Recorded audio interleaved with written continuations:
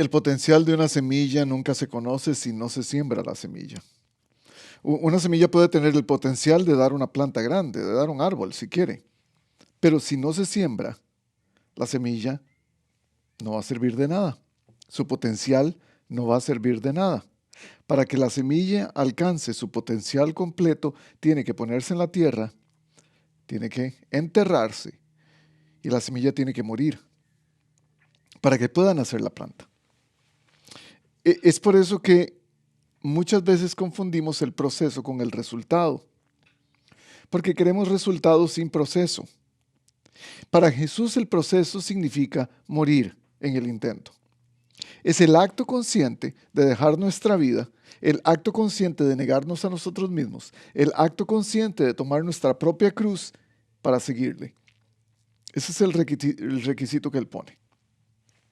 Es por eso que, de alguna manera, Él nos da un ejemplo. Al ir la semana pasada a Efraín, a una ciudad del desierto que no tiene nada que ver con nadie, pero sin embargo su nombre es fructífero. Y él dice, es necesario que yo me esconda. Muchas veces tenemos que estar debajo de la tierra para poder dar fruto. Y él se va para Efraín. Pero ¿qué es lo que está queriendo decir Jesús con esto? Él está queriendo decir que él debe morir para poder no solamente dar gloria al Padre, sino cumplir el propósito del reino de los cielos. Es el proceso a través del cual él tiene que pasar para lograr la salvación del mundo y el propósito de Dios para la humanidad. Y él, en este capítulo, más adelante, en el versículo 24, el capítulo que vamos a leer hoy, el capítulo 12, dice, ciertamente les aseguro que si el grano de trigo no cae en tierra y muere, se queda solo, pero si muere, produce mucho fruto. Con esa base queremos comenzar hoy. ¿Cuál es ese fruto? ¿Cuál es ese fruto? Es necesario que muramos, es necesario que estemos crucificándonos a nosotros mismos siempre. ¿Qué significa esto? Esta es la última semana en el proceso de Jesús. Esta es la semana anterior a su muerte, anterior a su crucifixión. Él está ya de camino directo hacia el Gólgota, hacia la cruz. Y es aquí donde una escena interesante ocurre, recordándonos de qué se trata esto, de morir a nosotros mismos. Bienvenidos a todos los que están con nosotros. Es un placer tenerlos aquí. Gracias por acompañarnos. Toda la gente en todos los lugares que nos ven. La gente en Baja California, en Los Barriles. Estamos orando por ustedes, estamos orando por unidad, por ese grupo. Las cosas que están separadas no funcionan. Estamos orando por ustedes. Juan capítulo 12, de los versículos 1 al 9. Una escena que hemos visto muchas veces. La conocemos. Quizás usted ha escuchado esta historia. De hecho, Mateo y Marcos también la cuentan. Es la misma historia. La cuentan un poco diferente, pero es la misma. Los mismos personajes, la misma acción. Y quizás para nosotros, las mismas enseñanzas. 6 días antes de la Pascua, Jesús llegó a Betania, una vez más, donde vivía Lázaro, el hombre al que Jesús había resucitado. Allí hicieron una cena en honor de Jesús. Lázaro estaba sentado a la mesa con él y Marta servía. Solamente para que veamos la escena de cómo se está llevando a cabo en este momento. Ya lo dije antes, Mateo y Marcos nos cuentan acerca de esta misma historia. Ellos nos dicen que la casa pertenecía a un tal Simón. Simón el leproso le llamaban. Y no estamos muy seguros si Simón el leproso fue alguien que Jesús sanó y como parte del agradecimiento invitó a todos a su casa, pero de alguna manera, como el texto está escrito, nos hace pensar que Simón estaba relacionado con María, Marta y Lázaro. No sabemos quién él era. Puede ser un pariente, puede ser tal vez el esposo de Marta, siendo que ella era la que estaba sirviendo. No sabemos. Lo cierto es que era en casa de este Simón. Era una fiesta de celebración, posiblemente la celebración de la sanidad de Simón, porque antes era leproso, pero también posiblemente por la celebración de la vida de Lázaro, la vida restaurada, recuperada de Lázaro. Y es que siempre hay una muy buena oportunidad para celebrar a Jesús. Todo en la vida es una muy buena oportunidad para celebrar a Jesús. Algunos de nosotros estamos buscando excusas, si queremos decirlo de esa manera, pero para celebrar lo que sea. Y entonces abrimos nuestra casa, compramos comida, nos juntamos, comemos, bebemos, nos divertimos. En este tiempo de verano nos echamos a la piscina o a la alberca, como usted le diga, corremos, estamos en vacaciones. Yo me pregunto, ¿cuántos de nosotros estamos buscando cualquier tipo de cosa para celebrar a Cristo durante el día? ¿Cómo son sus celebraciones? ¿Cuáles son las fiestas que usted le ha dado a Jesús últimamente? ¿O ha hecho tal vez más fiestas para sus amigos? Porque generalmente nos celebramos a nosotros mismos. Queremos celebrar nuestros logros, lo que hicimos, las cosas grandes que hemos visto como familia, como individuos, como trabajo, como equipo. Y me pregunto cuántos de nosotros sacamos ese tiempo para celebrar a Cristo. Un buen llamado de atención para cada uno de nosotros. Lázaro dice estaba sentado a la mesa con él, posiblemente en el estilo helenístico, cerca del suelo y recostados a la mesa. Marta servía, por supuesto, era conforme a su personalidad, ella tenía que estar sirviendo. Y vemos una vez más que María aparece en el cuadro, en un papel protagónico, otra vez, casi como cada vez que aparece. Entonces, versículo 3, María tomó un frasco como de medio litro de perfume, de nardo puro, que era muy caro, y lo derramó sobre los pies de Jesús, secándoselos luego con sus cabellos. Este nardo puro, este perfume, es una planta que crece en los montes del Himalaya, en la India. Tal vez de ahí que sea tan costoso, porque hay que ir hasta las regiones tan altas, creo que son de 1.300 a 1.500 pies de altura, a donde se consiguen. Son alturas sumamente elevadas. Y quizás estoy bajo en mi parecer, en mi capacidad de decidir cuál es la altura, porque creo que son más bien 13.000 pies de altura o 15.000 pies de altura. Los tallos de esta planta son muy pequeños. No importa cuál sea la distancia, no importa cuál sea la altura, lo importante es que cuesta mucho traer esta planta, recuperarla de donde está, de donde crece. Los tallos son largos, las hojas son cortas, pero los tallos son muy pequeños y es muy difícil de extraer el perfume tan delicioso que tiene la planta.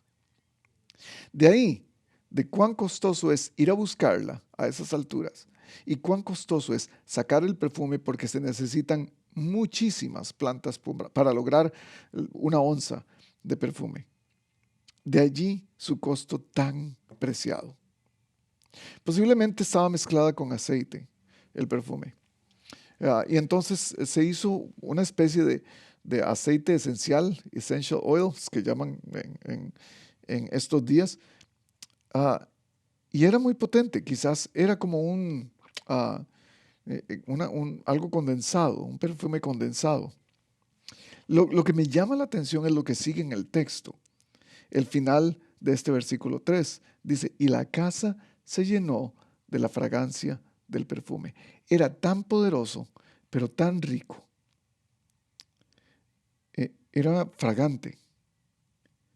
Y era imposible no olerlo si usted estaba dentro de la casa. De esta manera, Juan quiere que entremos a esa casa. Juan quiere que a través de nuestra imaginación pensemos cuán agradable era este aroma. Cuán increíble era este aroma, que con solo entrar usted hubiera podido percibir el olor tan grato del nardo.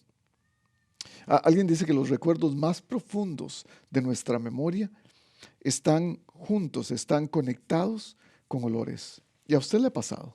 Hay olores que nos recuerdan cosas, hay olores que nos hacen que nos transportan al pasado, a vivencias o a experiencias únicas que hemos tenido. Yo me imagino el olor en esa casa y lo que significó para muchos que se quedaron después de que Jesús murió. Cada vez que olían un perfume de nardo, podían identificarlo directamente con Jesús. Pero Judas Iscariote, versículo 4, que era uno de los discípulos de Jesús y el que más tarde lo traicionaría, dijo: ¿por qué no se vendió este perfume, que vale muchísimo dinero, para dárselo a los pobres? Por supuesto. Dijo esto no porque le importaran los pobres, sino porque era un ladrón y como tenía a su cargo la bolsa de dinero, robaba de lo que echaban en ella. Aquí hay un principio básico que es muy sencillo de administración. Nunca ponga a alguien a cargo de sus finanzas si usted tiene la idea de que esa persona roba. ¿Y por qué lo hizo Jesús? Había todo un propósito. Y este es el contraste que vamos a ver, el contraste entre María y Judas.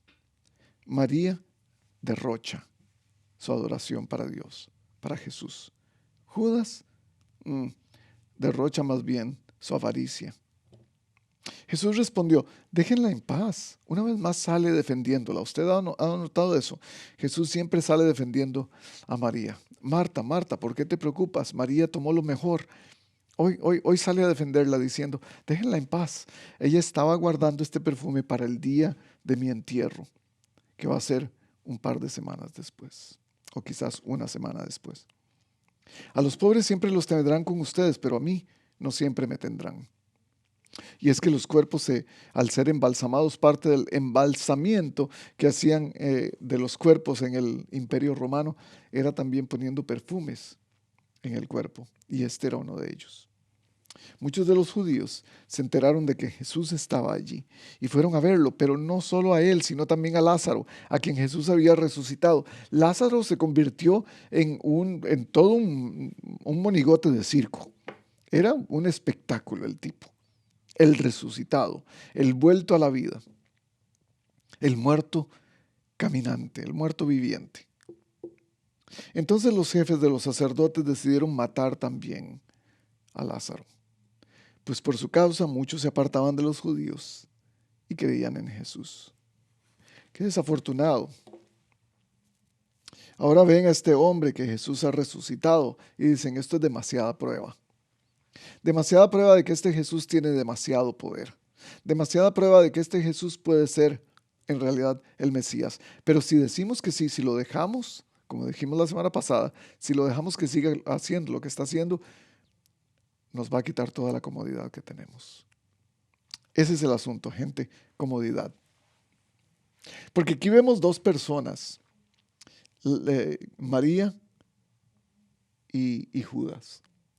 Es más, hasta podríamos ver a Marta metida en el mismo equipo de María. Dos personas que no quieren su comodidad, que dejan su comodidad por servir, por adorar a Jesús. Mientras Judas era mucho más fácil vender el perfume, no nos movemos de aquí, nos dan un dineral y nos vamos. Esta comodidad es lo que marca la diferencia en lo que quiero hablar hoy. Es lo que marca la diferencia entre adorar a Jesús y atacar a Jesús. Y estas dos cosas son completamente diferentes. Comencemos diciendo esto. Número 1. La adoración no se mide por apariencias.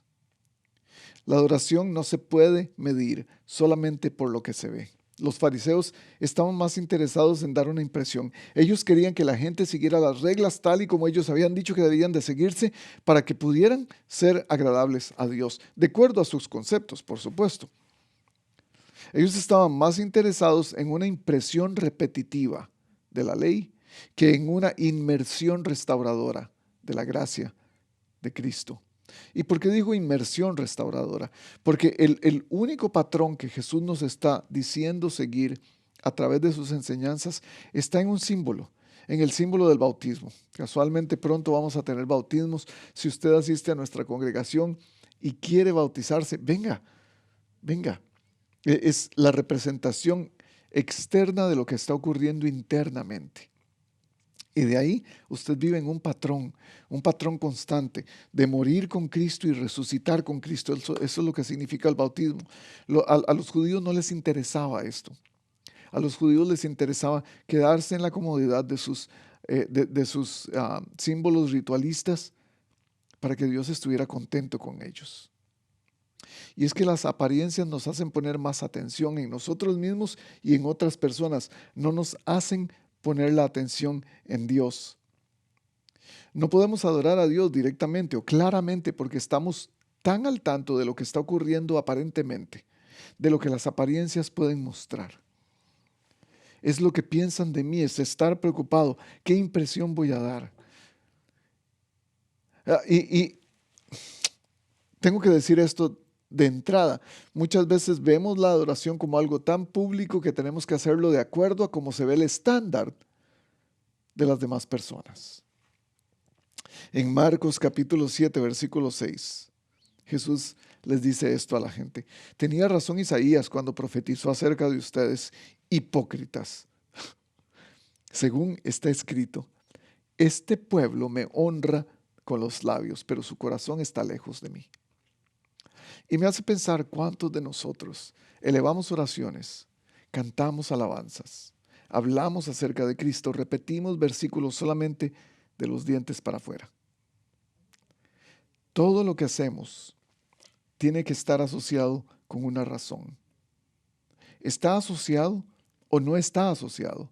Eso es una razón. Cuando somos intencionales en hacer algo, está asociado a una razón que pensamos de antemano. Cuando no está relacionado con nuestra intencionalidad, está relacionado a nuestra comodidad, a nuestra vagancia. Para un seguidor de Cristo, eso se llama adoración. Para alguien que no sigue a Cristo, eso se llama comodidad. Es una vida, para el seguidor de Cristo, es una vida sacramental. Es ver a Cristo en todo lo que hacemos. Como lo dije anteriormente en las semanas pasadas, es poner a Cristo en el centro. Y no importa dónde estemos, de cuál ángulo lo veamos, Él siempre va a estar en el centro de todo lo que hagamos y va a ser el filtro a través del cual vamos a ver todas las cosas en nuestra vida. Es cuando Dios ofrece gracia a través de cada elemento físico que tenemos. Adoración, se ha dicho antes y es un poco cliché, pero tiene un poco de sentido, yo creo. Podríamos decir que es un estilo de vida. Es un tipo de vida que está en constante contacto con Dios. Está atenta, una vida atenta a Dios. Es el filtro a través del cual vemos todas las cosas. Pero muchas veces asociamos adoración con lo que pasa en el servicio, por eso pensamos que es externo, por eso que pensamos que es aparente. Entonces es muy fácil venir a la iglesia y sentirnos adoradores porque levantamos las manos y aplaudimos o cantamos fuertemente, nos arrodillamos, saltamos, no sé, cualquiera que sea la acción. Y no hay nada de malo en eso, no me malinterprete, no hay nada de malo en las acciones que tiene la adoración. Pero la asociación que tenemos con adoración es venir a la iglesia y hacer algo así. Pero deberíamos ver con consistencia en quién soy en la iglesia y quién soy en mi vida diaria. Porque tanto dentro como fuera de la iglesia, dentro como fuera del servicio, dentro como fuera de cualquier situación religiosa, ministerial, estamos o no adorando. ¿Quién soy el resto de la semana? Porque el domingo es fácil ser cristiano por hora y media. Pero ¿y durante la semana quién soy? ¿Quién soy detrás de la rueda de mi carro? ¿Quién soy en el mostrador de la tienda? ¿Quién soy mientras estoy caminando con mi perrito? ¿Quién soy cuando estoy disciplinando a mis hijos? ¿Quién soy cuando estoy viendo en la pantalla de mi teléfono? Cuando estoy viendo en mi Facebook o mi Instagram. Usted creo que toma la idea. La adoración está plasmada en cada cosa que hacemos en nuestra vida. Pero para nosotros es muy fácil ponerla o asociarla con apariencias, porque entonces no tenemos que decirle a nadie lo que estoy haciendo cuando nadie me ve. Primera de Samuel 16:7 es lo que dice el profeta al padre de David cuando llegó a buscar a David para ungirlo como rey. La gente se fija en las apariencias, pero yo, dice Dios, me fijo en el corazón. Si nuestra adoración es la misma en todo lugar, no deberíamos preocuparnos por aparentar nada.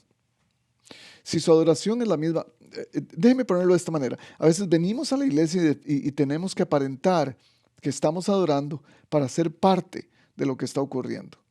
O sea, hay definitivamente un movimiento eh, eh, entre todas las personas que están en la iglesia. Eso no hay que negarlo. Y a veces la emoción de estar con la gente de Dios, en la casa de Dios, cantándole alabanzas a Dios, eso nos puede llenar de ánimo y nos puede hacer cambiar nuestro modo de pensar, nuestro carácter, aún como nos sentimos, nuestros sentimientos. Pero cuando queremos hacer eso solamente porque los demás lo están haciendo y solo para aparentar, podemos pensar en que estamos actuando piadosamente o espiritualmente. Y muchas veces no es así. ¿Qué personaje serías en esta historia? ¿Por qué estoy preguntando esto? Porque para Judas era más adoración vender el perfume y darlo a los pobres. Por supuesto, él estaba pensando en sí mismo. Para Marta era más adoración servir la comida, pero para María era más importante derramar el perfume caro en los pies de Cristo. Las otras historias de los otros evangelios dice que fue en la cabeza también. ¿Qué personaje serías? ¿El que da menos o el que da más? Honestamente, sin pensar en las apariencias, sin pensar en en otra persona que te esté mirando. ¿Qué personaje serías? Porque, número 2, adorar está más relacionado con hechos que con palabras. El dicho lo dice muy claro. Del dicho al hecho hay mucho trecho. Y es que a algunos nos gusta decir mucho y hacer muy poco. La palabra adoración en la Biblia es proskuneo, es la palabra griega que se utiliza y significa como echarse hacia adelante. Es como echarse a los pies de alguien hacia adelante. Es lo que hace María, de alguna manera. Es un acto deliberado, es un acto público de rendimiento, de abandono total. Generalmente es echándose en el suelo. Es un acto completo de adoración. Hay un conflicto, esto nos causa un conflicto y una confusión también, porque la adoración expresada con palabras no siempre calza con las acciones de nuestra vida. Como lo dijo antes Dios en Isaías, ustedes me adoran con sus labios, pero su corazón está lejos de mí. Y yo me pregunto, ¿cuántos religiosos y cuántos Judas todavía hoy piensan, ¿por qué no quitarle a esta mujer ese frasco de perfume y venderlo en otro lugar? Pero es que solo fueron palabras. Judas solo dijo palabras. Judas no hizo ningún acto que le ameritara o que nos ameritara decir, wow, está adorando. No lo hizo en ningún momento. Es una razón, se escucha como una razón válida para darle a los pobres, para poder mitigar las necesidades de los pobres. Pero sus palabras no calzaban con sus hechos, porque él no hace nada. Él solo quería el dinero. Lo mismo nos puede ocurrir a nosotros. No estoy hablando necesariamente de dinero. Es que el domingo venimos, cantamos, leemos la Biblia, somos parte de la adoración corporativa y a veces oramos a galillo partido, o sea, y le damos toda la atención o nos ponemos toda la atención a nosotros mismos por la manera como adoramos. Y déjeme decirle, muchas veces, o la mayoría de las veces, somos honestos. Queremos decirle a Dios lo que pensamos de Él. Yo pienso que quizás Judas era honesto. Estaba siendo honesto consigo mismo. Él quería el dinero. Y así como Judas, nosotros podemos ser honestos, pero tener intenciones equivocadas. Pero nuestros actos se pueden oponer a lo que nuestras palabras dicen. Judas dijo, ¿por qué no se lo damos a los pobres? Pero él fue y vendió a Jesús, al pobre más pobre, y se quedó con ese dinero. Una voz de advertencia nos da Eclesiastés, capítulo 5. Dice, cuando vayas a la casa de Dios, cuida tus pasos y acércate a escuchar en vez de ofrecer sacrificios de necios, que ni conciencia tienen de que hacen el mal. No te apresures ni con la boca ni con la mente a proferir ante Dios palabra alguna. Él está en el cielo, tú estás en la tierra. Mide pues tus palabras. Quien mucho se preocupa tiene pesadillas y quien mucho habla dice tonterías. Cuando hagas un voto a Dios, no tardes en cumplirlo. Vamos a cambiar eso un poco solo para que contextualizarlo a nuestra plática de hoy. Cuando adores a Dios, no tardes en cumplirlo. No tardes en cumplirlo a través de tus actos. Porque a Dios no le agradan los necios. Cumple tus votos. Vale más no hacer votos, vale más no adorar que hacerlos, que adorar y no hacer. No permitas que tu boca te haga pecar, ni digas luego ante el mensajero de Dios que lo hiciste sin querer. Es que lo hice sin querer queriendo. ¿Qué identifica más nuestra adoración? ¿Lo que decimos o lo que hacemos? ¿Qué identifica más tu adoración diaria? ¿Qué identifica más tu adoración aún dentro de la iglesia? ¿Lo que dices o lo que haces? ¿Dices que sigues a Cristo o haces lo que Cristo dice que hagas? Porque número 3, tu manera de adorar no importa tanto como tu obediencia. Es tu obediencia lo que es importante.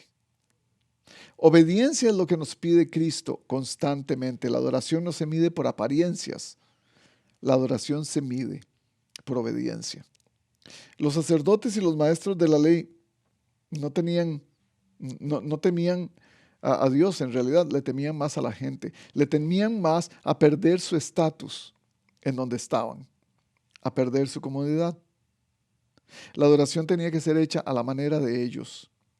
Tenía que ser hecho estrictamente como ellos lo habían fijado, como ellos habían interpretado la Biblia. Y es que en muchos lugares se nos va a decir, esta es la manera en que usted tiene que adorar, estas son las formas que Dios va a aceptar su sacrificio, estas son las maneras que Dios va a estar contento con usted si lo sigue haciendo de esta manera. Pero Pablo nos dice de eso 2 ocasiones, porque estamos tan enfocados en cómo adoran los demás, estamos tan enfocados en cómo tienen que adorar los demás, que al final adoramos la adoración, no adoramos a Dios. Pablo nos lo dice en 2 ocasiones, en Romanos 14 y en 1 Corintios 8, capítulo 8. Porque él dice, es que ustedes juzgan las maneras de adorar de los demás, ustedes juzgan los días santos, ustedes juzgan las comidas, ustedes juzgan lo que toman o lo que no toman, cosas que parecen impuras y que parecen puras. Y eso somos nosotros muchas veces.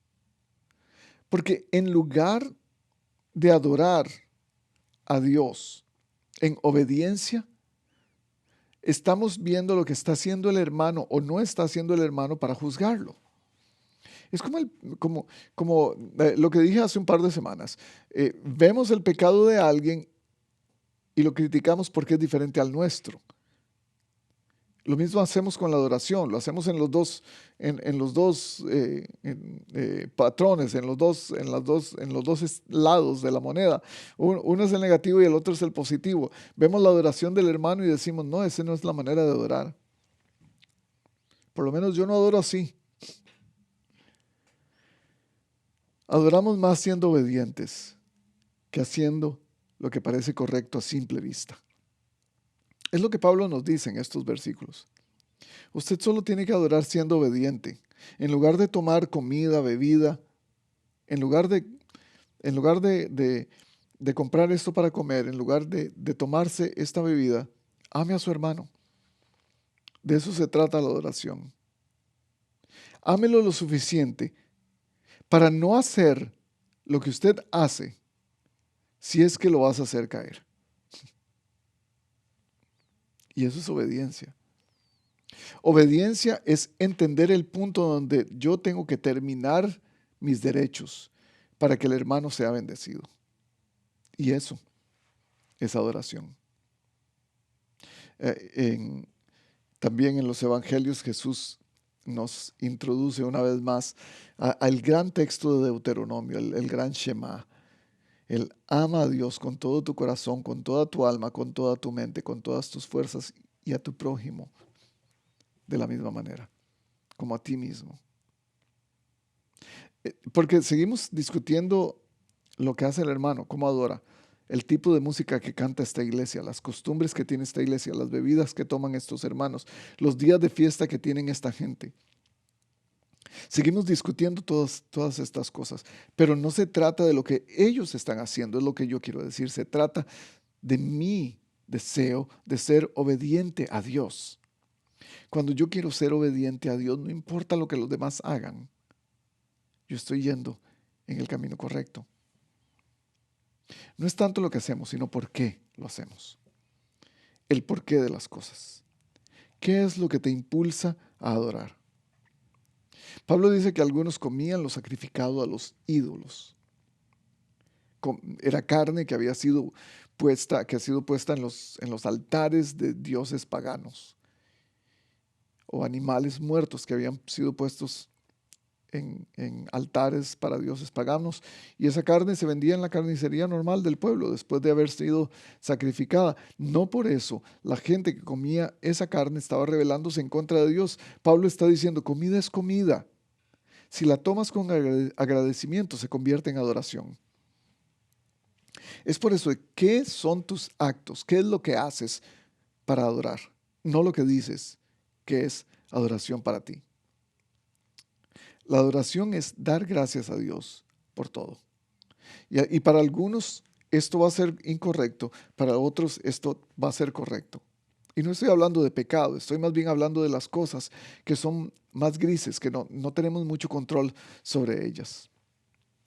Es lo mismo con las funciones sagradas y las funciones seculares. Muchas veces decimos, no, es que trabajar en el supermercado es diferente a predicar la palabra de Dios, pero en realidad en las dos hay que adorar. La función de la adoración es dar gloria a Dios.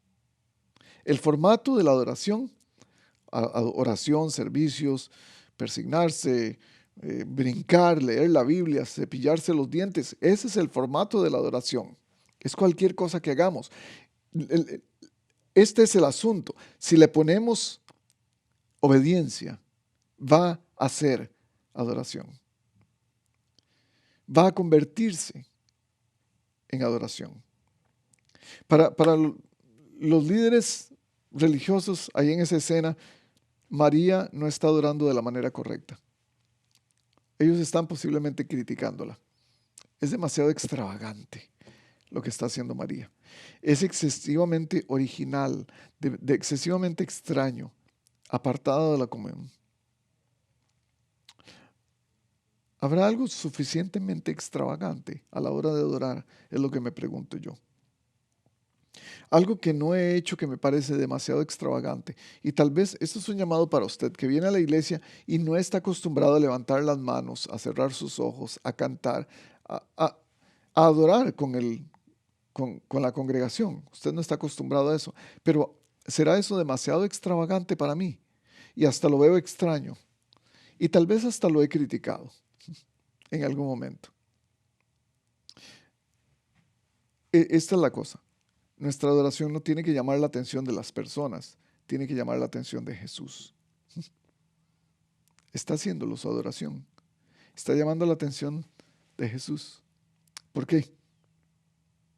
¿Por qué la adoración llama la atención de Jesús? ¿Por qué lo que hace María llama la adoración de Jesús hasta el punto de que Él quiere defenderla?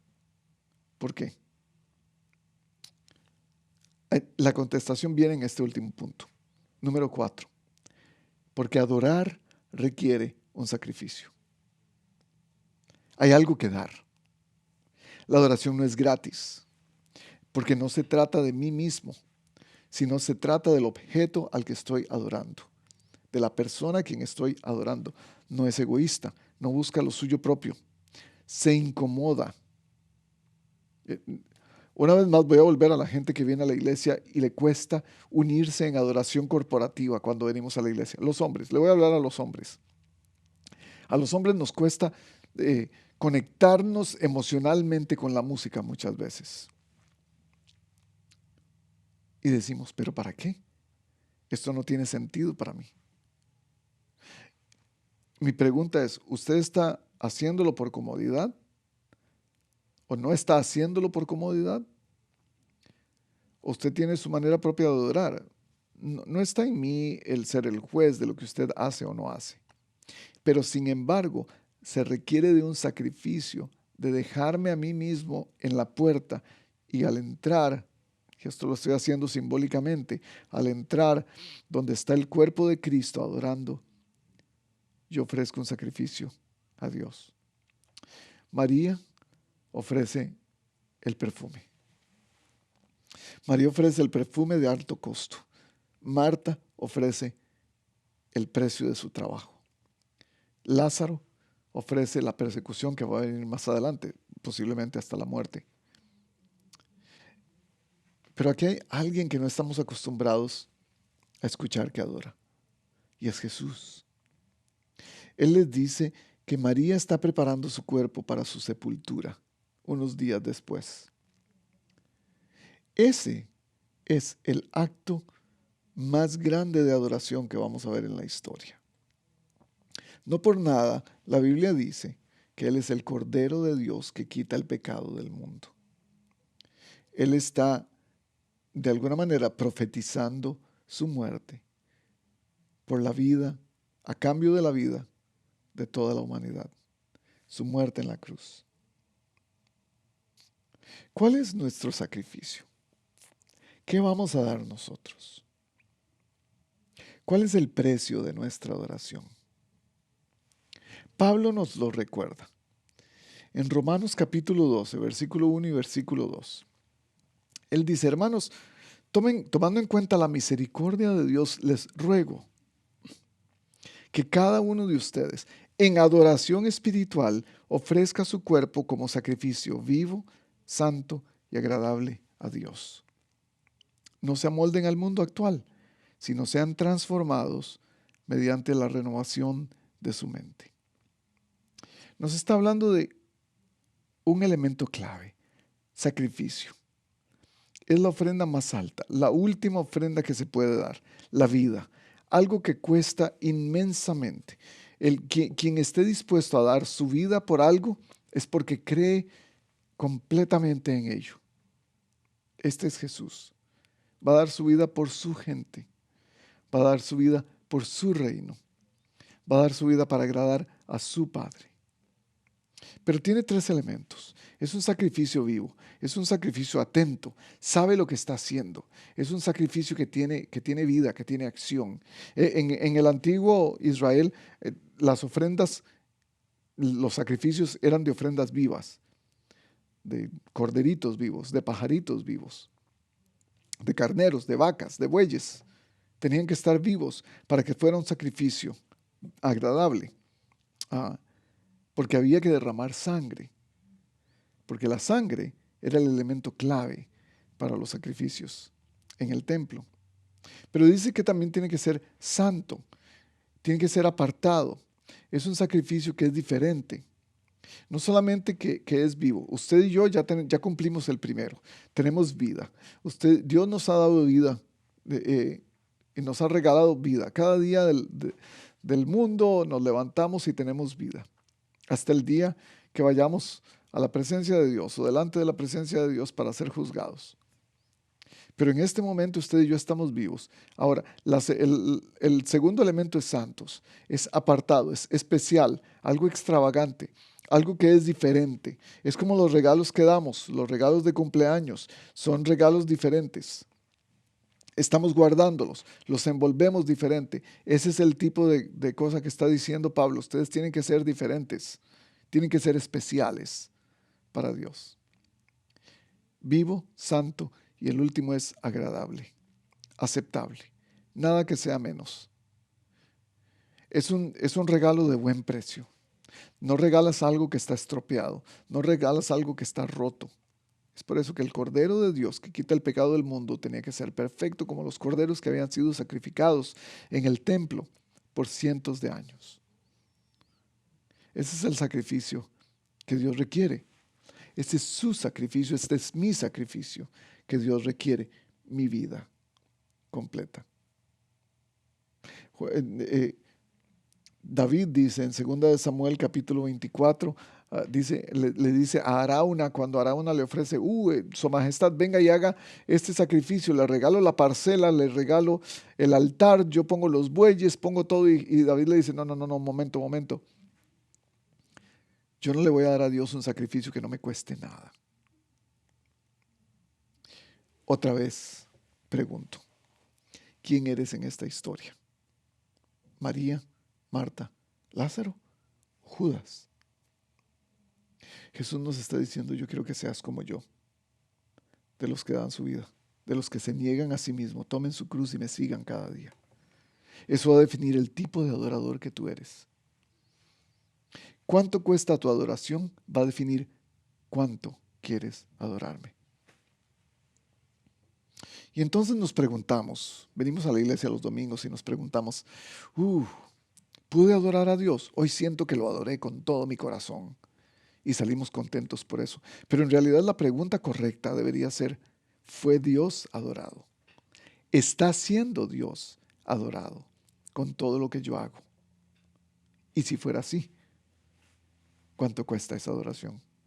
Es gratis, es fácil, es sencilla, porque Jesús es el ejemplo claro. Él no ve el valor en necesariamente en todo lo que está ocurriendo en la casa. Él ve el valor en la actitud de María de dar lo mejor de su perfume. Él ve el valor en Marta en dar lo mejor de su servicio. Él ve el valor en Lázaro en que está dando lo mejor de su testimonio. Porque él mismo va a ver el valor de su ofrenda dando su propia vida. Pero los pobres son una buena causa, dice Judas.